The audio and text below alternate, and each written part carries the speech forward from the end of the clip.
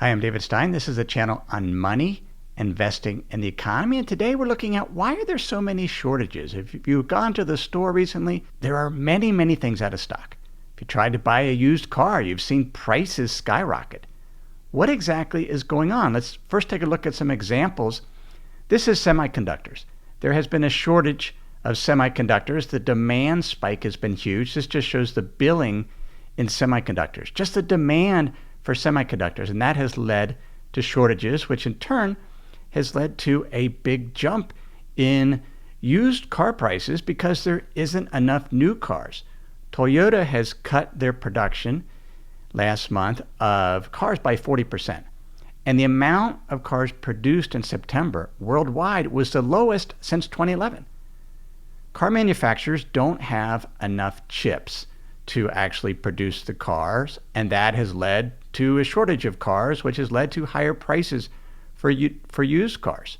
Because of the spike in demand, even though there's shortages, there is a lot of stuff that is being sent by cargo ship, by train, by truck, and the demand has been so high that there's over 80 ships backed up on the port in Long Beach.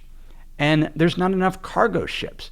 And as a result, prices to actually ship things has increased incredibly.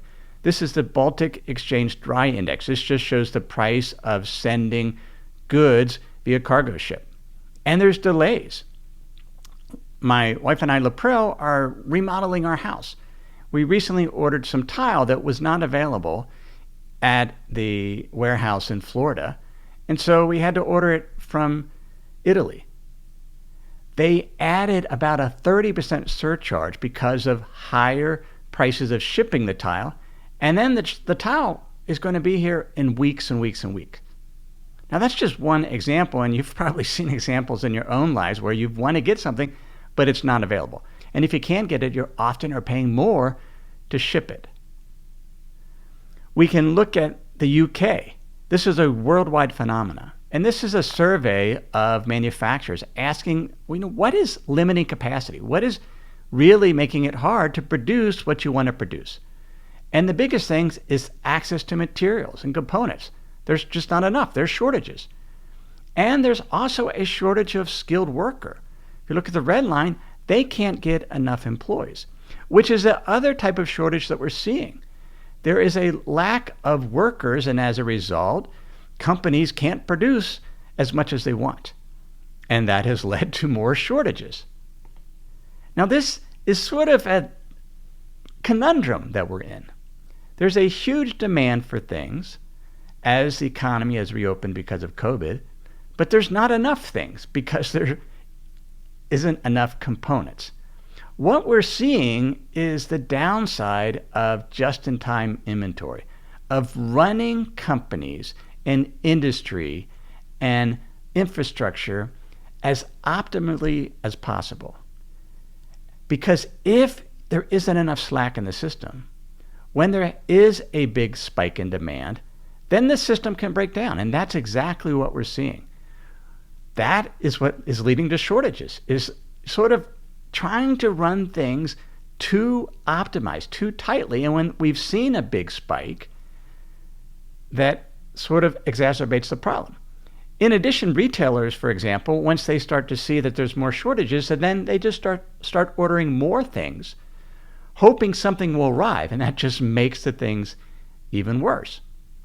Now, one of the things that's driving it is there's been stimulus all over the world, coupled with central banks purchasing bonds, government bonds, and that has led to a big spike in the money supply.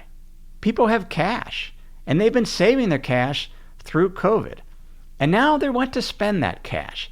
And so there has been a big jump up in demand because people have excess money that they now want to spend on goods.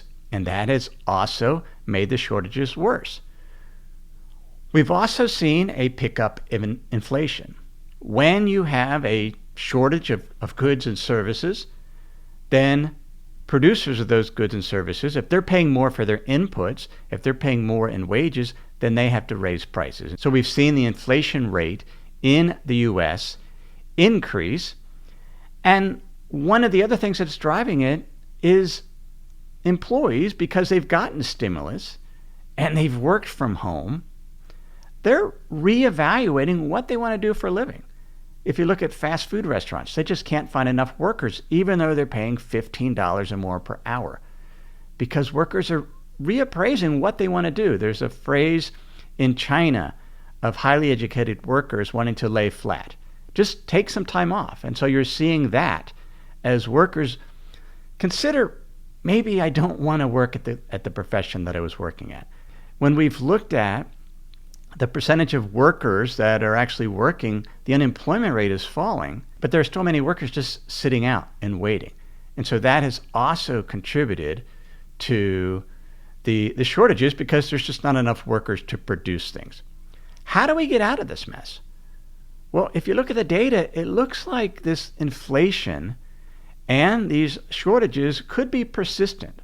They could last a while. They could take months and months to sort of work out. If you look at just the shipping industry that's been running at full capacity, it takes a number of years to actually build out new ships. And so there will not be new ships coming on board. One shipping executive said people just need to stop ordering stuff. We are running at maximum capacity. We can't run any faster. And then you have COVID, the Delta variant, which has led to the shutdown of some ports for periods of time. So ultimately, the shortages will be solved. There will be more things produced over time. More workers will go back to work. But what we don't know is how high or how much higher inflation could go during this crisis. We'll have to see. But one of the takeaways is, if there's something you want, go ahead and order it. Yeah, you might have to wait weeks like we have with our tile, but that's what you need to do. And if you don't need something, don't order it, because why pay more for shipping? And by buying less, perhaps some of these bottlenecks in the global shipping industry and the global manufacturing industry will be lessened. So hey, short video on what's causing the shortages. If you have any questions on that, you can leave those in the comments below. Thanks for watching. Give the video a thumbs up if you like it, and please subscribe to my channel. Thanks.